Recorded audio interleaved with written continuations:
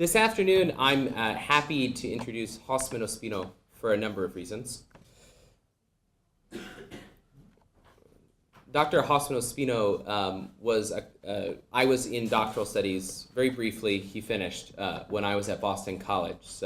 And Hosffman is a consummate educator, a deep thinker, and committed to applying the best theological principles of the life of to the life of the church, both relative to his interest in Hispanic ministry and really, in fact, in all kind of theological inquiry. Dr. Ospino was born in Colombia, where he pursued undergraduate studies in philosophy, and he taught philosophy and religion at various academic levels and worked for the National Confederation on Catholic Education of Colombia. He holds an MA in theology with a concentration in church history and a Ph.D. in theology and education from Boston College. Dr. Ospino's research concentrates on the dialogue between theology and culture and the impact of this interchange upon Catholic theological education, catechesis, and ministry. He's lectured widely in these areas, and if you've come across those who've encountered him, they'll tell you of his gift in this regard. He's presently writing a book on Catholic multicultural congregations through Fordham University Press, and a catechetical manual for parish leaders working in Hispanic ministry. So without really further ado, I'm here to introduce Hosffman Ospino, who will be speaking to us today on culture, initiation, and evangelization.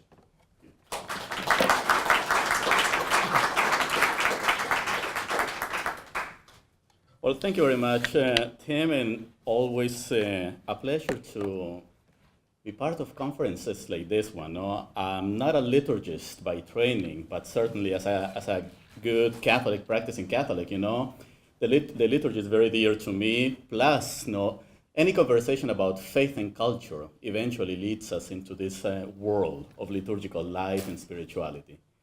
So the topic that brings us together this afternoon, I feel a little bit awkward, actually, because when I teach, I'm always moving around, so staying here at the podium, so ties me a little bit up. So the topic that brings us together, initiation, culture, and evangelization. In the conversations that you've been having these days, reflecting on Christian initiation, the sacraments of baptism, the Eucharist, confirmation, you've been exploring how we become divinized, that process of deification, how God's grace transforms us into who we are called to be from the beginning. So the point the angle that I would like to invite you this afternoon to explore is, what about when we turn to human experience, to daily experience? What do we need to take into consideration in speaking about initiation as we look at everyday experience? Lo cotidiano, the quotidian, the everyday. Because it seems to me, and this is going to go into one of the conclusions that we'll have at the end, that one of the biggest challenges that we face as catechists, liturgists, theologians, is the fact that we live in a culture in which many people do not understand what liturgical initiation is, not because they are evil, not because they do not want to, but simply because our culture lacks the elements, lacks the background for these people to understand what the church and the Christian tradition are talking about in terms of initiation. But I'll get to these points. So here's our journey. I'm going to divide up my remarks into 4 moments. One, I want to begin with some introductory observations, just the general thoughts. 2, I want to spend some time on this particular point of cultural presuppositions for initiation.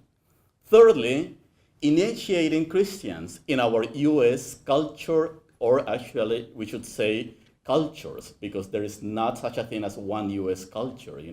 We live in a highly, highly diverse context, and we'll talk a little bit about this. And finally, we'll turn into the idea of initiation and evangelization, asking a couple of questions, a few questions, particularly, what does this mean for all of us as we develop programs of Christian initiation, as we welcome people into the church, as we celebrate our faith together, okay? So let's begin with number one, some introductory observations. I want to begin by framing this conversation, using St. Augustine's words. I think that they are very wise. So Augustine says, in Sermon 169, these are very common words. So while he made you without you, he doesn't justify you without you. And the main reason for selecting this particular quote is because it is my observation, and perhaps your observation as well, that a lot of conversations about sacramental life, preparation for the sacraments, about liturgical life, tend to happen more in the abstract. We want to reflect about how God's grace transforms us. But sometimes we fail to ask, about the here and now within which we are transformed. And one of the points that I want to drive this conversation to is in the direction of understanding that without that background, without that matrix that allows us to mediate and to understand God's grace and how God's grace operates, it is very difficult that we really capture, the fullness of what initiation is. So let's focus on this. So God saves us. God transforms us in the context in which we live, in the reality in which we all are inserted.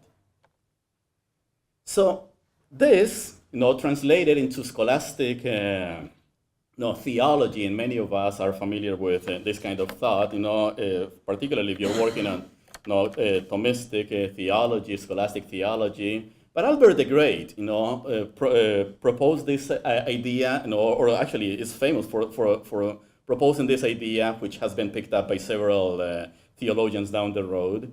So, gratia supponit naturam. And it's pretty much the same argument that we were looking at in terms of Augustine. So, if grace builds upon nature, what does that mean?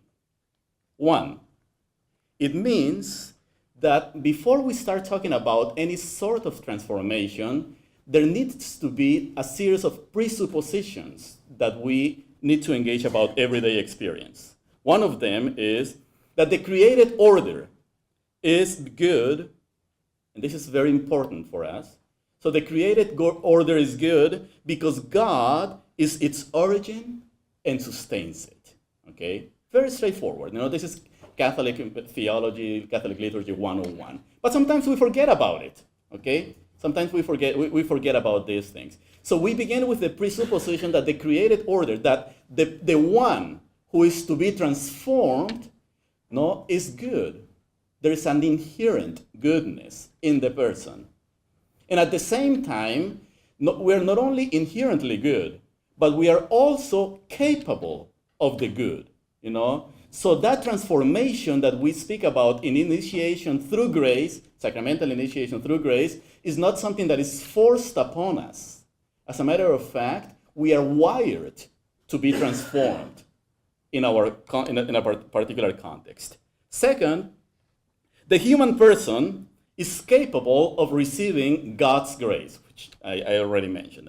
So that capability is very important. We are able to do so. We are able to be transformed. And therefore, that sets the background for any kind of conversation about liturgical life, about grace and how grace works in our existence. And thirdly, grace operates and transforms us, deifies us in the here and now of our own historical experience. Okay? It doesn't happen in the abstract. It doesn't happen as just an idea, or it doesn't happen until the end of our existences in eternity. It begins to happen here and now. In my case, it happens as Hosffman Ospino, who lives in Boston, Massachusetts, who is married, who is male, who works at a university. Very specific. That's where it begins. No? And my experience is different from the experience of Timothy O'Malley. And that experience is different from that of Kate. Those are the only three names I know here. No, so just and actually, I think I saw a few other people who's familiar, whom I'm familiar with their faces. So that grace transforms us in the specificity of our own contexts. So one of the first points that I want to make here, based on this, is that the more we understand the context within which we live, the more we understand the reality that shapes our lives here and now, the better we will be able to understand how God operates in our lives. Okay? So we cannot participate of the famous disconnection between faith and life that characterizes modern culture. As a matter of fact, Catholic theology and the Catholic worldview is inviting us to reconcile those two realities. But in order to reconcile them, we need to affirm them. We need to affirm them constantly. So the here and now happens in very specific ways. So the here and now of historical existence unfolds in the particularity of our everyday experience. Latina theologians in the United States speak of life in lo cotidiano, in the quotidian, in the everyday, where we live, where we work, where we stand, where we raise our questions, the places where we worship, the places where we wrestle with God, the places where we go, where we do make meaning in our lives. That is where this existence, or this process of experiencing God's grace begins. And in turn, that experience is shaped by the particularities of culture. And I want to say a few more words about culture, because it is when we understand culture that we can better frame our concept or our understanding of la realidad, reality, as we experience it in lo cotidiano, the quotidian. So let's define culture. The first point that we need to say about culture, and this is commonsensical, is that culture is a very complex term, okay? It's complex. It's difficult to talk about culture.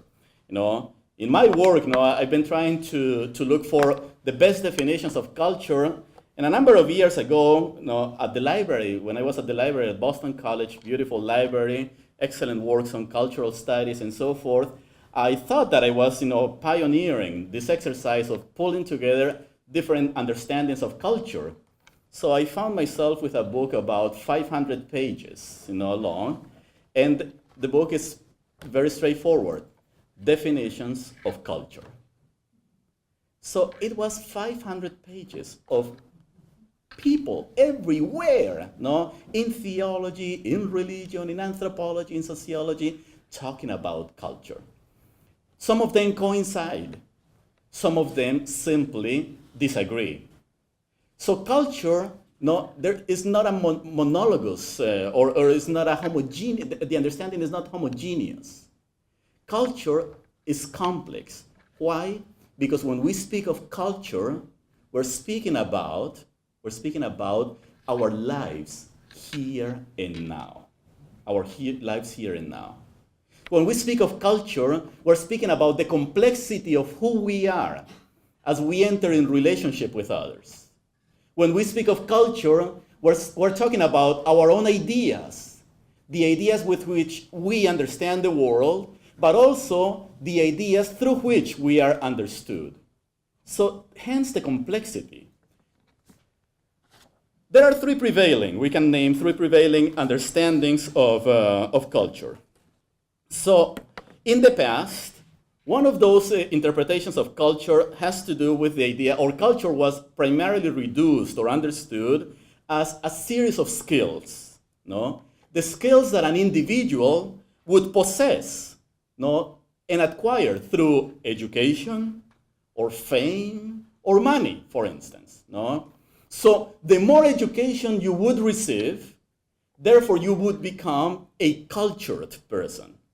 And we still have a lot of that, in our own culture, no? We still think that people who are not educated lack culture. Big mistake, no? So when this definition, that first definition, culture as a series of skills, what it does is objectivizes culture. So culture becomes an object that I can procure, or if I want to, I can also reject, no? But that's not a healthy understanding of culture, because then only an elite becomes the owners of culture, or those who can fully understand or achieve certain levels in society, and everybody else becomes cultureless. Okay? The second understanding of culture that is very common in the past was defining culture as class, nationality, and usually race. No? So it is not unusual, for instance, that in the time of colonialism, whether it was British colonialism or Portuguese or Spanish, no, or even North American colonialism, that the idea that the white race was the permanent and dominant culture and everybody else needed to adjust, that really drove many enterprises, many ideas, and many philosophies. And we are aware of the effects of this kind of idea, understanding culture as, for instance, the dominance of a particular race or a social group. No? If you go to Latin America, for instance, for those of you who have worked there already, you will see that Latin America is a society that is highly structured according to class. No? In Latin America, 10% of the population owns 90% of the resources. So when you have this, immediately culture is appropriated by those who are part of this elite again, and then everybody else, becomes dismissed, and I would say culturally dismissed. Be patient, because I will connect this to liturgy, so don't worry, okay? It's very important, because this is where we're gonna go. So culture defined primarily as skills, culture defined as class or race, nationality, and thirdly, sometimes culture is defined or has been defined as artificial, as a series of artificial external expressions created by human beings, for instance, technology or artistic artifacts.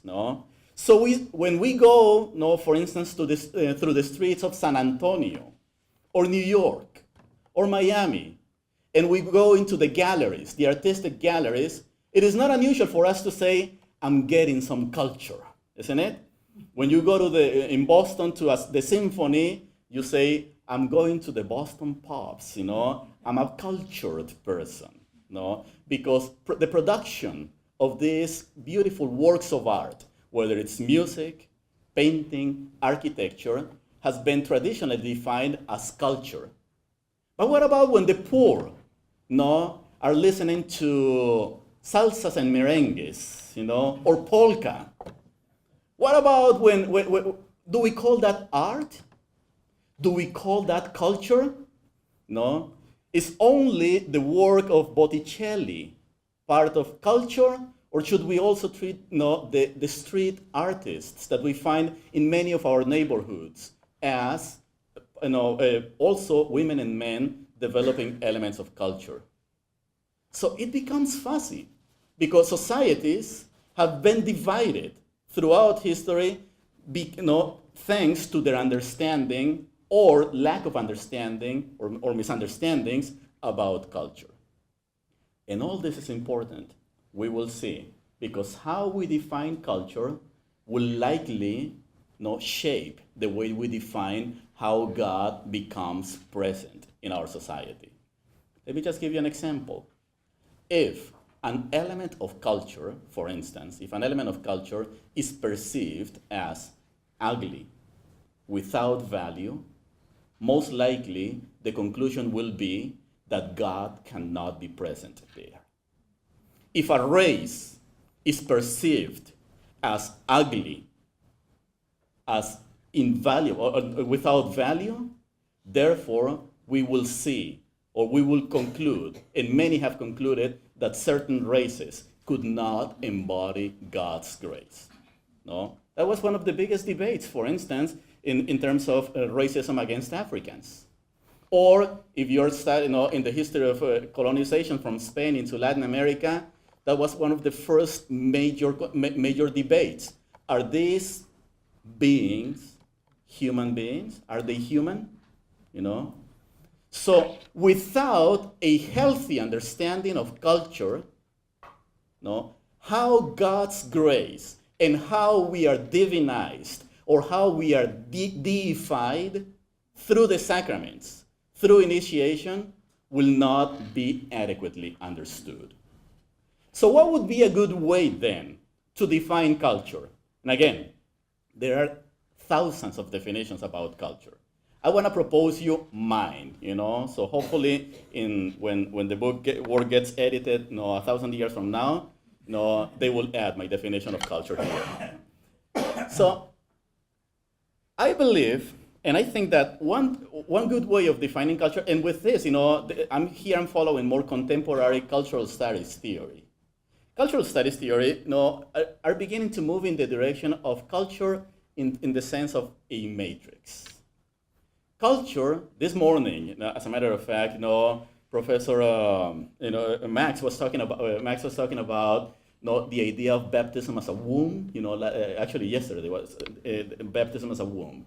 I think that it connects very much, what he was saying, but this time in the context of culture. So culture is a matrix. We find ourselves. Culture is not something that is just merely objectivized, or something that can be attached to the color of our skins, or our accents, or what we do. Culture is the worldview, is the context within which we live. Look around, friends. Look around. Think of your families, relationships, the way you understand reality, your politics, your ideas. That is culture. Language is culture. So as a matrix then, culture, it is the place, it is the location, let's use some Latin here, is the locus where we become human. And everyone, every person, every human being is part of that particular matrix. Everyone is cultured. Everyone participates of this. And as we will see in a few minutes, God comes to us through grace, through the life of the church. God comes to us here in our own cultures, Not the culture of a few, but in that matrix within which we all become human. 2, it is a matrix within which we constantly make meaning about ourselves, about God or the world, and about God. And finally, it is a matrix that holds us together. Culture is that element of life, that reality within which we are held together, but doesn't prevent us from transcending it. We all belong to a culture. If I were to ask you, for instance, what defines your culture? Most likely we all are going to say, American culture is A, Y, or B, C, D, E. We will talk about how we understand politics. We will talk about language. We will talk about our relationships, etc., etc., etc. So if in this more dynamic understanding of culture, we must say that culture is our way of life. And the encounter between humanity and God's transforming grace occurs always, without exception, friends, within the confines of culture. Always, okay? The more we understand our culture, therefore, we will understand how God operates in our lives. Now, some conclusions. We experience God's grace within the confines of culture. In other words, we are cultured selves. Already said that. 2, Christian initiation then must pay attention to the cultural dynamics in which believers live and receive God's transforming grace. And I want to just dwell 30 seconds on this one, maybe a little bit more. If we are going to talk about Christian initiation, if we are going to talk about the idea of Christian life, we must be aware of the fact that there are elements of culture that facilitate the growth of our growth as Christian believers, as disciples, and there are elements within culture that do not allow that growth and that possibility. And one of the goals of us as theologians, as educators, as pastoral leaders, one of our main goals is to identify those elements within each culture that facilitate the process of deification, and at the same time name those that oppose it, so we can be effective in terms of our catechesis and the way we train people to understand sacramental life and how God's grace operates in our lives. No? Now, it might sound a little bit commonsensical. However, this is the area that we just take for granted. When we go through educational processes, catechetical processes to prepare people to receive the sacraments, baptism, confirmation, communion, Eucharist, even the rest of the sacraments, marriage, we notice that many people come through the sacraments, come to receive the sacraments, but very few return. But very few don't take them. I mean, a lot of people actually take them very lightly. So what is happening? I think that one way to approach this dilemma is to begin to pay attention to what are the elements within the culture or the culture within which people are living, and see what elements facilitate or what elements do not facilitate that process of transformation. That requires naming sin. That requires naming those ways of life in our communities, in our congregations, our churches, parishes, where we begin to see that there are elements that facilitate or not the encounter with God. Please turn to the person next to you, and just a quick question.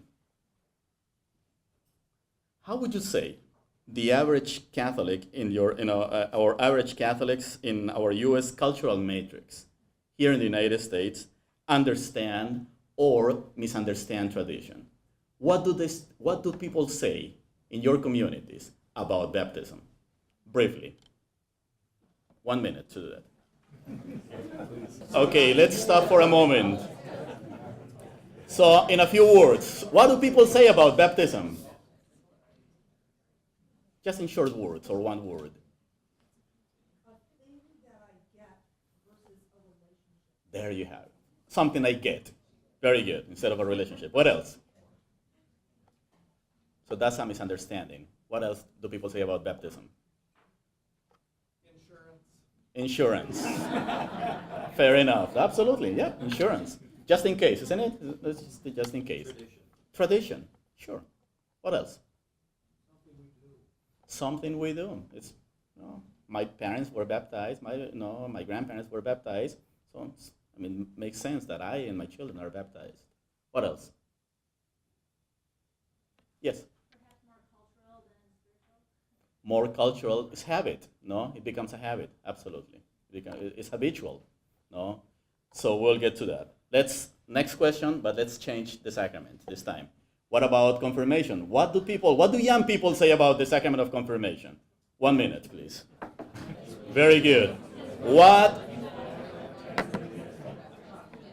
What are they saying about the sacrament of confirmation? Isn't there a book like that, So what are they saying? What do people say? The average Catholic, confirmation, the average 16-year-old, who's ready to receive the sacrament, or we want to force them into it. So just confirmation. Yes, back there. Graduation from faith formation. Absolutely, very good. Pretty much a graduation, yes, that's right. Back there.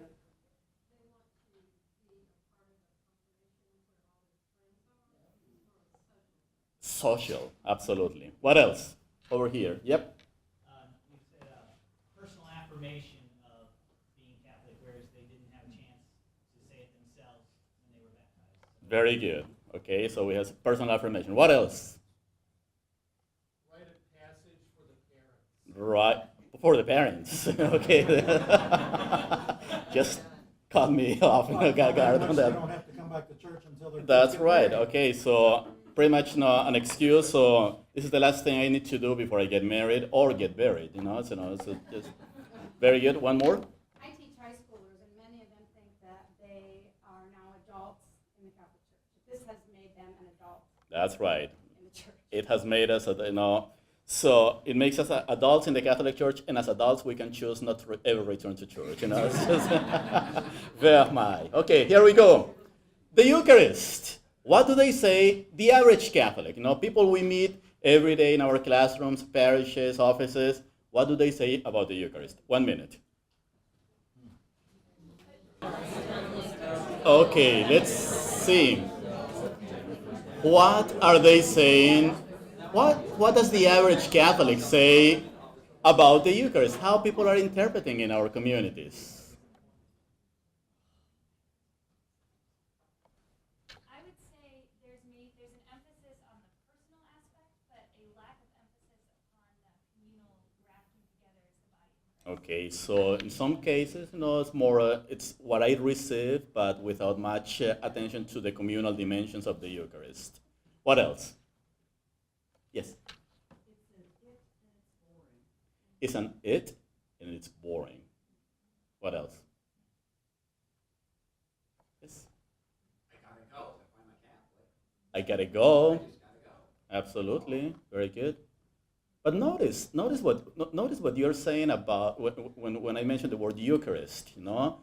You're focusing primarily on the celebration.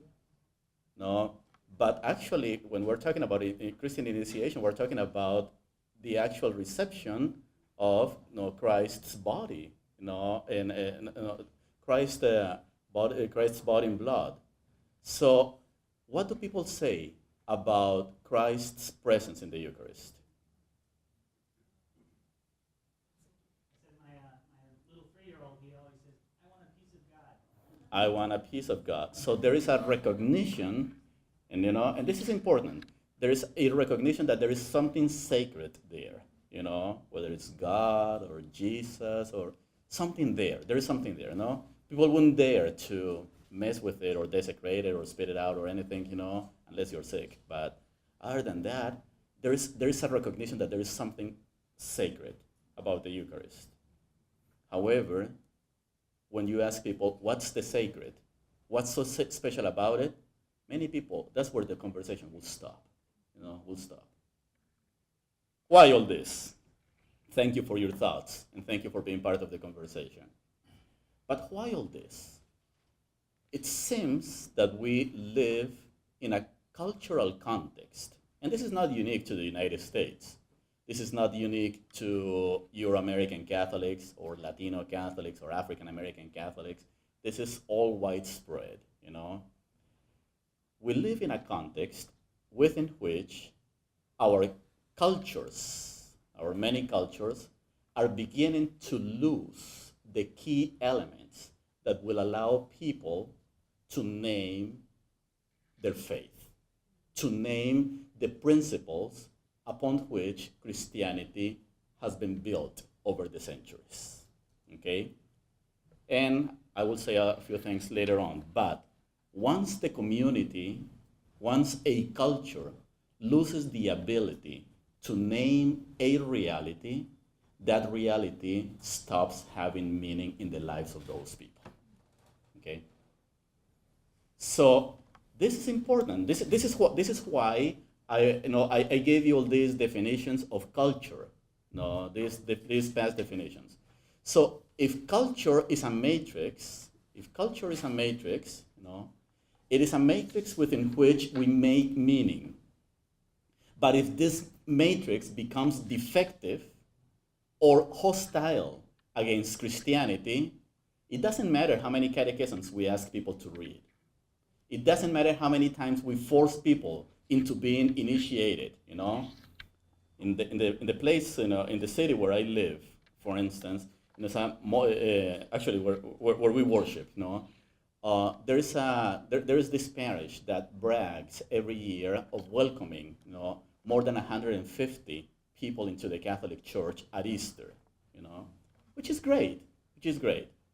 But the community never grows. I mean, you're welcoming people into the church, at Easter through the RCIA, but it's not causing any effect in the larger life of the church. People are just simply receiving the sacraments, And when surveyed, many of the people who have received the sacraments are unable to name what they have received. So how can we speak of deification, Not that God doesn't work, I don't want to fall into this idea that if you don't know what you're doing, therefore God doesn't work, that's not the case. But what I'm saying here is that if grace builds on nature, nature can become an obstacle for God's work, for God's work. And if culture becomes unable to provide the spaces, the language, and the symbols for people to name their reality, Christian initiation becomes reduced to mere rituals, friends. So, having that in mind, looking at the field of cultural studies and some of the anthropologists who have studied different cultures, I want to turn for a moment to the work of Mircea Eliade. Mircea Eliade was an anthropologist, cultural anthropologist, in the 20th century, who did a lot of work. He taught at the University of Chicago. He did a lot of work, in different parts of the world, studying rituals of initiation, or how cultures understood the concept of initiation. Now, he then compared a lot of in different religions and culture, he compared a lot of the work, of his work and his conclusions to how Christians and more developed religions, Islam, Buddhism and others, Judaism, understand initiation. For Eliades, there are several elements that are pretty much common denominator across cultures and religions when we speak of initiation. Of the many he provides, I want to highlight 4. And these are the 4 that I want to highlight. Initiation in every culture and in every religion builds around symbolism. 2, every ritual, every process of initiation across religion and cultures represents a process of transition into something new and different. A new life, new birth, new order. 3, initiation across cultures and religions always point to a process of reconfiguration of relationships. Okay? Relationships are reconfigured. And 4th, there is always a sense of mission attached. This is not unique to the RCIA. This is not unique to Christianity. it cuts across cultures. Okay? Let us say a few more words. Let me just, actually, before I go into more words, let me give you the conclusion, no, or where I want to take you with this. If a culture is going to help Christians to live as initiated women and men, disciples of Jesus Christ, people, those who have been initiated, need to be aware of these dynamics, and they need to be able to name them. If you don't know the symbols that are attached to a Christian life and their meaning, initiation will not have taken place fully, at least from an anthropological perspective. 2, if people do not perceive that they have transitioned into something else, it'll be pretty much a waste of time. It'll be another ritual, anthropologically speaking. 3, if receiving Christian initiation doesn't put us into a different relationship with God, with others, and ourselves, maybe those rituals are not effecting what they are supposed to do. And finally, mission, which is usually attached to the sacrament of confirmation, but as we heard this morning, it's part of the whole Christian initiation. It begins in baptism, and it's confirmed over and over and over again as we receive the sacraments. No? So every person needs to be aware of this, and not only aware, but we need to name it. We need to name it. That's the success from an anthropological perspective, cultural anthropological perspective. The success that someone has been initiated is the awareness that the person in the community has about these elements. Let me say something about symbolism. Symbols then emerge from the community. No? Symbols, of course, there are symbols that are imposed in a community or that are imported into a community, but unless a symbol is appropriated by a community, the symbol doesn't mean anything to anyone. It needs to be appropriated. It needs to mean something. No? One of the biggest examples, actually this morning we heard about Our Lady of Guadalupe. But Our Lady of Guadalupe, in the history of apparitions of Our Lady of Guadalupe, the symbol at first was not accepted right away. There was resistance towards the symbol, but eventually the symbol becomes meaningful when the community embraces it. When the community embraces it, it became a symbol of life and became a symbol of liberation. It became a symbol of new creation. So symbols emerge to offer meaning about how the human and the divine are perceived. That's the purpose, the main purpose of symbols, particularly religious symbols. No, religious symbols. They offer an opportunity for us to name how God is perceived and how God works in our lives. Now, rituals at the same time bring the community together. No, and that coming together is usually to celebrate, even in moments of difficulty, sickness, death, struggle, drought, economic downturn, name it. But rituals bring the community together. That's the main goal, bringing the community together with the ultimate purpose, at least within the world of Catholic tradition. We know that the liturgy, the ultimate goal of the tradition is to praise God, to give glory to God. No? But the actual ritual brings the people together.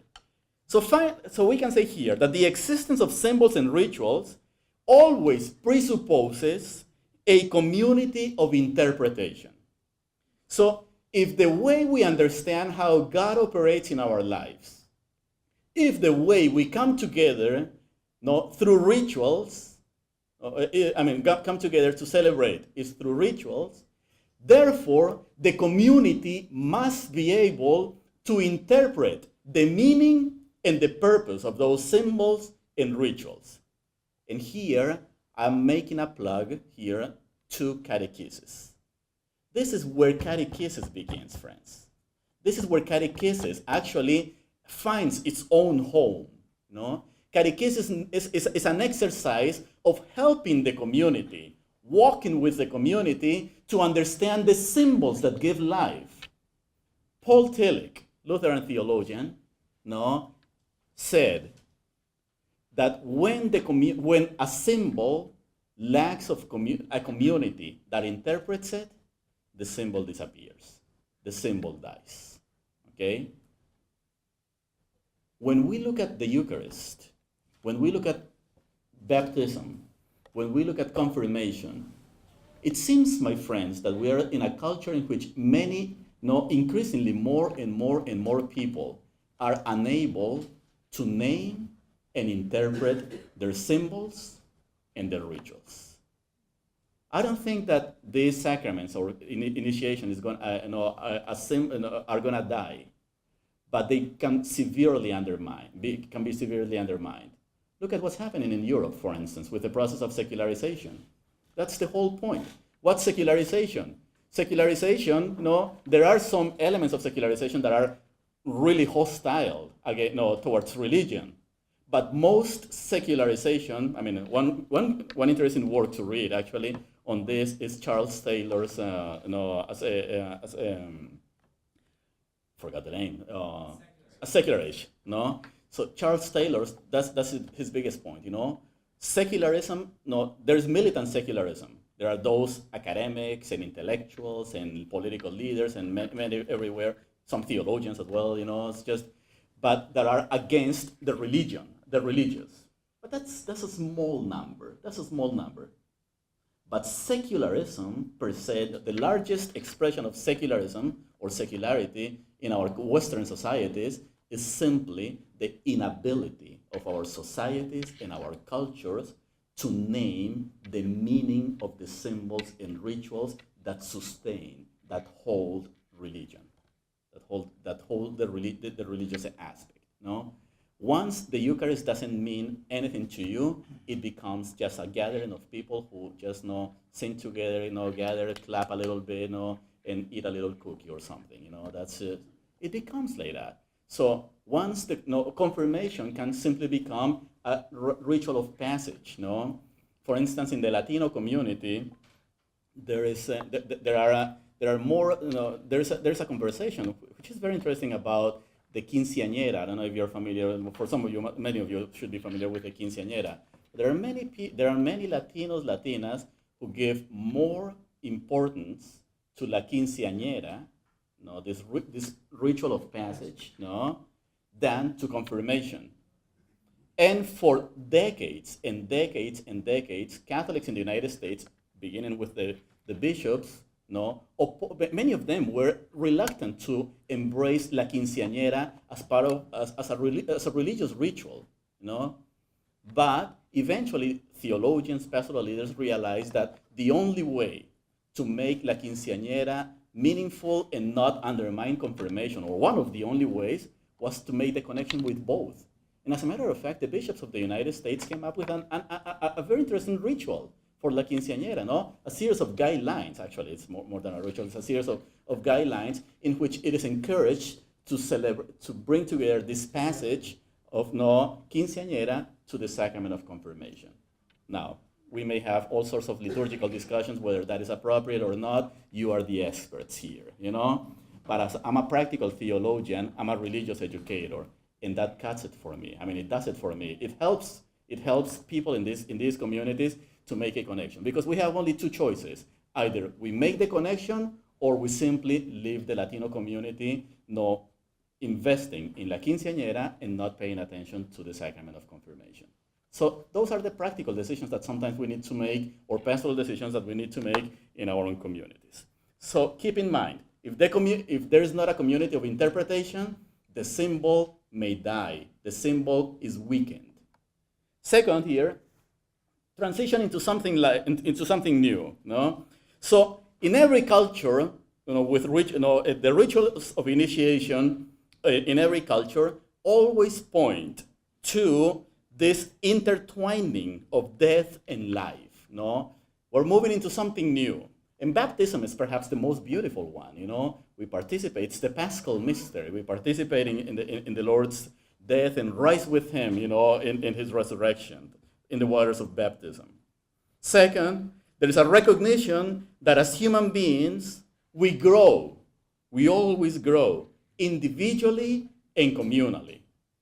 So that's important. No? This element of transition points to an element of constant growing. And finally, the idea that in initiation we transition into something new, into something different, points to the hope about something that is beyond the present. It points to the future. Okay? Now, why is this important? Because again, if we look at our culture today, we are afraid as a culture to speak about death and what happens beyond death. We don't want to talk about what is new, what is the future. We live in a continuous presentism. We like the present because the present is comfortable, because the present provides us with joy. But what Christianity and actually Christian rituals of initiation do is it's help people, help entire communities to understand that the present is not enough. The present is not the end, that we're always moving towards something forward, something into the future. Thirdly, reconfigure relationships. So every Christian ritual of initiation points to these reconfigured relationships in terms of affirming, on the one hand, the centrality of the community. And again, this is something that is very, actually Max this morning was making an excellent point, when he was talking about baptism and the communion of saints. This idea that our culture privileges the individual, but rituals of initiation, as a matter of fact, by nature, make sense as inserted within a community. There is a strong and inherent communal dimension to rituals of initiation. Belonging to the community through rituals of initiation then is reconceived. We become something else. One of the interesting examples, here again, let me draw from my own cultural tradition, the Latino Catholic tradition, is the idea of, for instance, in baptism, when in English, we say we get godparents. We get godparents for our children in baptism, sometimes for confirmation, and also for confirmation, godparents or witnesses. Well, in the Latino community, there is the word compadre, comadre. Padrinos is the word in Spanish, but the godfather becomes a compadre. The word compadre comes from the Latin cum pater. Comadre comes from the Latin words cum mater, meaning that the compadre, the godfather and the godmother, these godparents they embrace the role of parenting with the father and parenting with the mother. It's not just the idea of, no, you're my good friend, no, you're my boss, so I'm hoping for a raise, so why don't you just become my child's godfather, godmother. It's more than that. It is in this relationality, the relationship, or in this context of community, the relation is transformed. So the godparent becomes someone who parents and becomes a witness with the father and the mother. So in the Latina community, compadrazgo, this idea is very strong. It's part of the culture. So, and there are many other cultures that also have this. The African cultures also have it. So this is perhaps one of the best examples to define or to see how a relationship is reconfigured in the process of celebrating the sacrament as part of initiation. And we can say something similar about being reconfigured with God and with the larger community. Finally, relationships with God, others in the world, acquire a new meaning. So this is pretty much an affirmation of what I was saying. And finally, mission. So initiation always leads to the assumption, to assuming certain responsibilities. Okay? In every culture across the world and religion, initiation presupposes that the person who has been initiated will acquire responsibility towards the community, usually. This is always framed in the context of community. And there is a commitment to witness, to becoming a disciple, to witness, to give testimony. So with those 4 points in mind, then we need to look at how are we, or what's the context in our own culture within which we are initiating women and men. We are initiating Christians into this beautiful tradition. I know it's the afternoon, you just had lunch, it's a little bit warm in here, is it not? So why don't we just take a 3-minute stretch and then we'll sit down, okay? So just take, okay. So here we are. Now, so we know that for initiation to make sense within the different cultures that constitute our society, and we can we can define culture in the United States in many ways. We could talk about the ethnic cultures, for instance. We can talk about white culture, Latino culture, black culture, Asian culture, or we can also speak of culture according to regions, Right here with Deacon, what's your last name, Deacon? Deacon Kanan, we're talking about the Boston culture, Well, very different from the South Bend culture, or the California culture, or the Florida culture, depending on so culture can be defined in many, many ways. But what we know is that there is a common denominator when we talk about initiation, rituals of initiation in these cultures, including our own rituals of initiation. So we talk about symbols, transition into something new, reconfigure relationships in a sense of mission. But let's look at 3 cultural shifts, or actually three moments of cultural understanding in our Western society that coexist, as a matter of fact, in our own US culture and in our churches. And I think that they will help us understand why and how, perhaps, people are understanding or failing to understand the power, the meaning of the sacraments of initiation, and to be honest with you, of the entire purpose and goals and idea of what it means to be a Christian. So, some cultural paradigm shifts. This is something that I have used in other classes, and if you have been with me at other conferences, perhaps you might have seen this. But this is my way, one way to illustrate more or less the situations that we can, some paradigms that will help us to understand the world, the human person, and God, in different moments of history. Now, let's begin with this one, pre-modernity. So in the pre-modern world, basically what we see here is the human person is part of a larger reality. The world is the larger reality. And the sacred is much bigger than this reality. So we have the sacred surrounds the world, and we are part. So we are in relationship to the world, but we are just a tiny piece, a tiny bit or tiny element of reality. Now, this is the context within which Christianity and most religions throughout history emerged. Okay? This is Judaism, this is Christianity, this is Islam, this is Buddhism, and name it. The vast majority of religions were born within this pre-modern paradigm. So here's where we are. What's Christian initiation? Well, Christian initiation pretty much then, or participation in Christian life, becomes an exercise of encountering the divine, as part of this large world,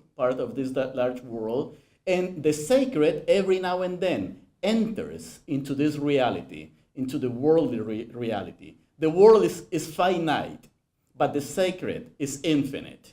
The world is imperfect, but the sacred is perfect. Very Christian. This is who we are. This is our religion. No, there are varieties here. For instance, no, we can speak of a Neoplatonic understanding of the world, or an Aristotelian understanding of the world, or Thomistic understanding of the world. But all of them coincide with this cosmology. Let's shift to the 16th century, early 17th century, and then we get the beginning of what's called, the beginning of modernity, in which I'm pretty sure that most of our societies still are. So look at the major shift here, the paradigm shift. The human person, goes from being part of the world and becomes the center of reality. The individual, the rational being, John Locke will speak of the punctual self.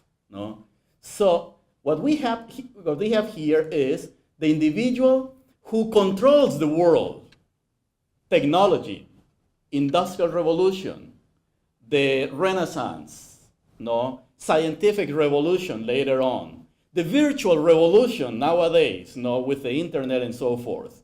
So we control the world, and the sacred, we put a question mark.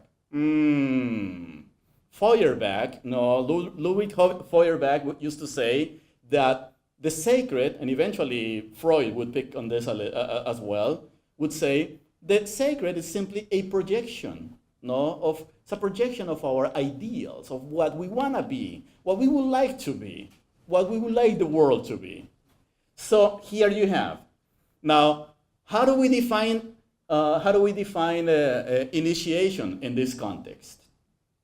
Initiation in this particular context, friends, is primarily defined around the interests of the subject, of the individual. So the individual pretty much says, I want God or I don't want God.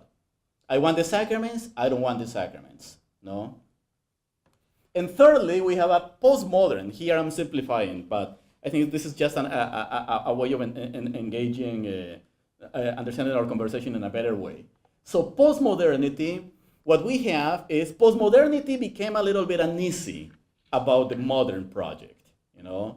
Postmodern thinkers, whether intellectually or at the level of popular culture, postmodern thinkers became uneasy about the idea of pretty much, abandoning the idea of being in the world.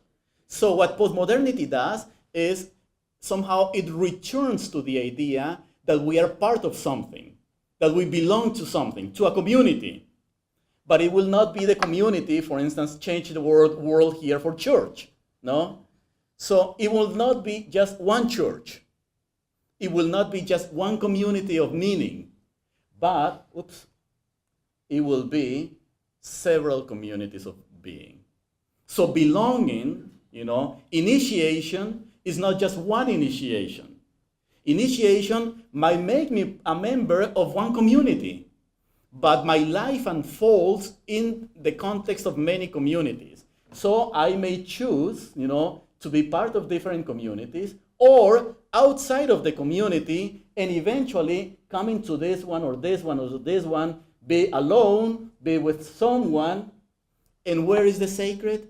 The sacred becomes this somehow undefined reality, which I encounter more or less at will, and name, not as the different communities sometimes tell me, but as the individual wants to name.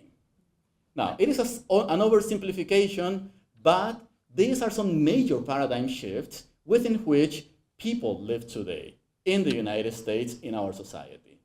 Now, historically, we could say that this is all the ancient world until about the Middle Ages. This one, we can say that begins in the 16th century, more or less, Cartesian revolution and many other of the philosophers, But we're still living here. We're still living here. You want some examples of this? Just look at some of the sitcoms, for instance, in our culture. Look at the contemporary theology coming from France, or even England, some of the philosophers in the United States as well. And we are beginning in certain circles to see this, both at the intellectual and popular level, We're seeing postmodernist thinkers, philosophers, religious educators, and so forth. We're seeing here, young people who feel at home at church here, here, but eventually they decide not to be in church, but they go to they practice, for instance, and there's among young people, there's this idea, there's these practices of, Taizé, for instance, Taizé communities, which are very common, very popular, not only in Europe, but also in the United States. But for some of them, the Taizé community is becoming a replacement of what it means to be, of being a Catholic in an actual community of faith, whether a parish or an ecclesial movement, So we have here people choosing identities. So initiation becomes, the more complex this reality becomes, the more difficult it is for us to talk about initiation from a cultural perspective. Why? Because all those talks that we have had these days on baptism, on confirmation, on Christian initiation, all the documents that we have on Christian initiation, the RCIA, many of the documents that we have, our catechisms, our standard theology, all of them have been framed primarily within this work, within this worldview, the first one, the vast majority. But people are living here and here. So you see why it is important to pay attention to culture? Because we, as religious educators, as liturgists, as theologians, pastoral agents, we must figure out a way to speak of initiation, and not only initiation, to speak about Christianity as framed here, but making meaning here. Because the symbols, the rituals, that give meaning to the community somehow make sense here, but are not making too much sense here, or are being reinterpreted. And they sound foreign to a lot of us. It's like speaking different languages, So there's a little bit of a dissonance in terms of what the church is talking about, what leaders and liturgies are talking about, and what people are understanding in terms of the way they interpret the liturgy, the way they interpret the sacraments of initiation, the Eucharist, baptism. So those answers that you gave me, for instance, what's confirmation? A rite of passage. Whose rite of passage? My rite of passage. Once I become an adult, therefore I choose not to go to church anymore, or I go to church every now and then. That's very postmodern, friend. But it's also a little bit of modernism. In the pre-modern world, well, you didn't have much of a choice. You belonged to a church. You just went to church. That's changing fast. People are changing. Christian initiation. You're supposed to be a witness to the Christian faith within the Catholic tradition within which you were, initiated. Well, but I want to do a little bit of Taizé, and I want to be a little bit of Episcopalian, and I want to do a little bit of Islam, because. And what's Kabbalah? That's the other one that young people are beginning to do. If you're in the Latino community, you want to do a little bit of Santeria as well, Buddhism, college students, among college students, Buddhism is the new fad, So now, I don't know if at Notre Dame they are doing it, but at BC some students are very interested in this stuff, But it's just, it becomes multiple belonging. How do we talk about Christianity? How do we talk about initiation in this particular context? So, to conclude then, let's move into what do we do then, within the context of this particular reality. So, what is expected, or we need to ask the question, what is expected of educators, liturgists, theologians, pastoral agents, as we reflect about Christian initiation in our contemporary culture? And what's our culture? Our contemporary culture is a mix of these three realities. It's a little bit of a mix, We have a little bit of pre-modern, we have a lot of modern, and we are beginning to see a lot of postmodern in our own communities, in our own dioceses, in our own schools. What do we do with that? Yes? I hope you'll touch on what's going through my mind is this voice that says, well, as people of faith, we are called to be countercultural. Mm-hmm. How does that fit in? So I don't know if you're gonna touch on that. We only have 7 minutes, so let's just. But let me see. Let me finish these thoughts, and let's try to do some. Take that as the first question, okay? So it's an interesting question. So what are we supposed to do? What do we do? Actually, let me just incorporate your question here. No, should we go with the flow? Should we change? Should we cave in and become postmodern liturgists? Should we just start doing a postmodern RCIA? Or a pre-modern RCIA? Or a modern RCIA? I mean, name it.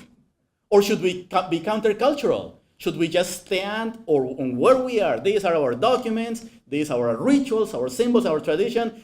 No, either you believe it or you don't believe it. But this is who we are. That could be. How do we make that proposal? And that's a challenge. That's a huge challenge, no? So I think that I have 4 recommendations for you, or 3. No, actually, 1, 2, 3. One of them is, first, before making any decisions about being countercultural or giving up, or, sometimes just pulling our hairs out, because, well, those of you who have, but I just have hair. But instead of getting upset, or anxious about this, or making decisions about being cultural, countercultural, I think that the first task of the liturgist, religious educator, pastoral agent is to do an assessment of the cultural context within which we're talking, within which we're working. So we need to understand the cultural paradigms that exist in our society. I gave you 3 main paradigms: pre-modern, modern, postmodern. But there are some others. For instance, how are you doing RCIA, and how are you working in offices of liturgy, for instance, in your own, in the United States, where 50% or so of Catholics or almost half of all Catholics are Latinos, for instance. Are you taking that into consideration, for instance? No? Are you taking into consideration in some dioceses where Asians are becoming a large and substantial group, mostly Filipinos or Vietnamese? Is that being part of the cultural shifts that you're facing?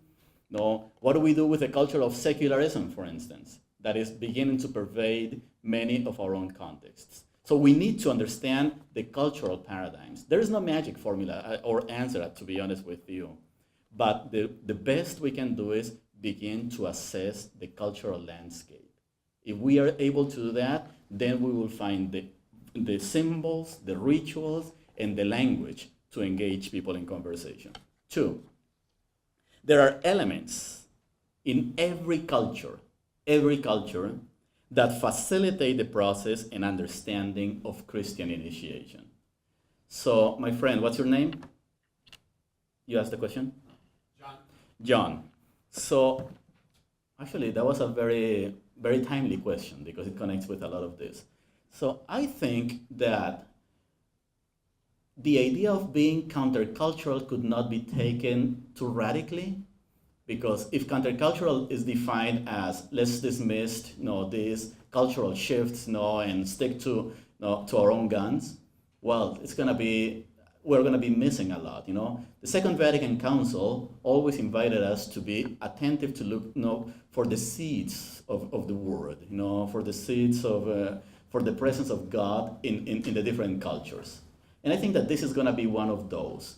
As cultures transition, as we begin to see a multiplicity of cultural belongings among our people, we need to see how we present, the gospel, how we present initiation, how we present the Christian perspective, the Christian proposal to these women and men. So every culture has some elements, and we need to identify them, but also be aware that there are elements in every culture that do not allow us or are against what we want to say or do as Christians.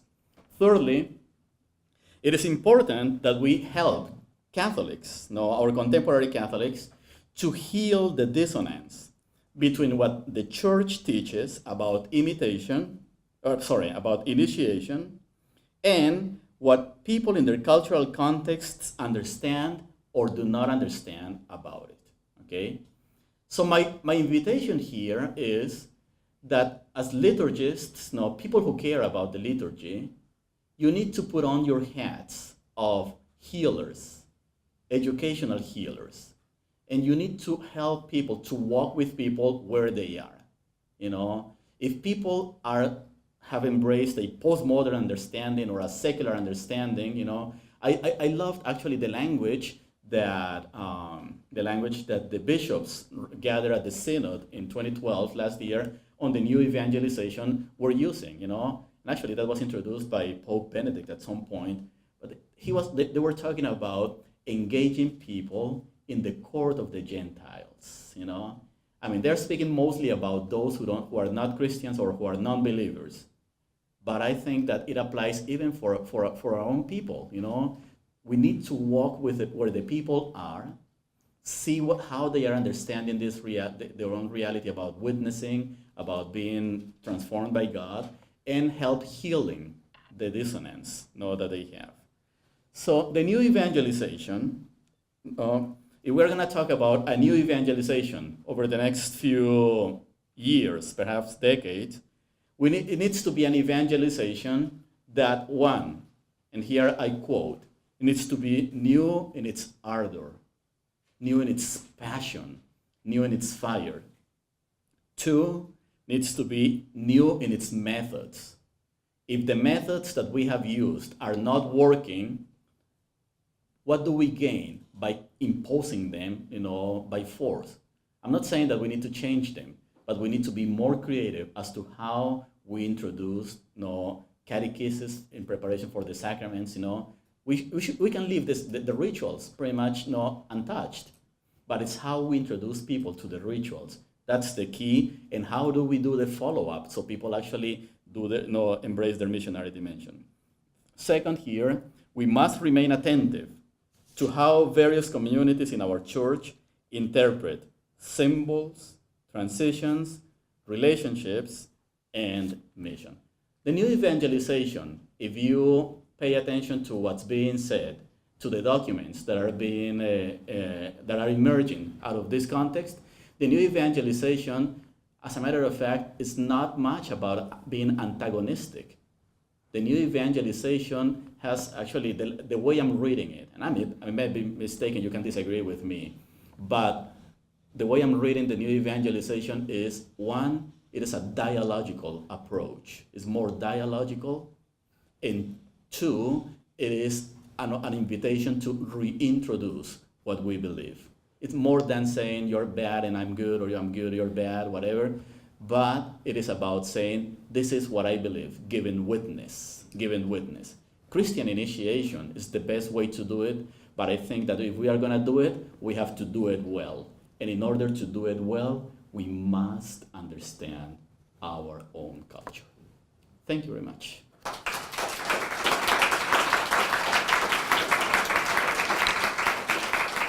Now, if you have a world of questions, after this presentation, that's the purpose of it, because that's the idea. The idea is to generate some questions, and I mean we have about a minute, if anybody has 3 or 4 is fine. 3 or 4. We can run over. Wonderful. So 3 or 4 questions. Okay, let's do so. I don't want to hold. I'll be brief. Actually, that doesn't have to be questions. It could be comments that you have as well. Yes. Hi, thank you, Pat. I come from the other side of the world. We've been living in a post-modern culture for about the last generation and a bit. Yes. And as churches, for about 20 years of that, we're trying to figure if we hold our breath, we'd get through it. And then we discovered it's not going away anytime soon. So this bit here is the key. And what we discovered really is programs don't work in this culture. Mm-hmm. Programs simply don't work. Relationships are the only thing. Absolutely. It's all about relationships. Yes, and I go back to this, the 4 elements that I was saying. How do we reintroduce symbols? How do we talk about reconfigure relationships? How do we talk about the newness of Christianity? And finally, the sense of mission. I think that we have lost a lot in the sense of mission, so we need to do that. One thing that I love about the Latin American bishops, when gathered in Brazil, in Aparecida in 2007, they called for what is called a continental mission. No, the entire continent should be on mission. I recently went to Ecuador. I was given a couple of conferences there.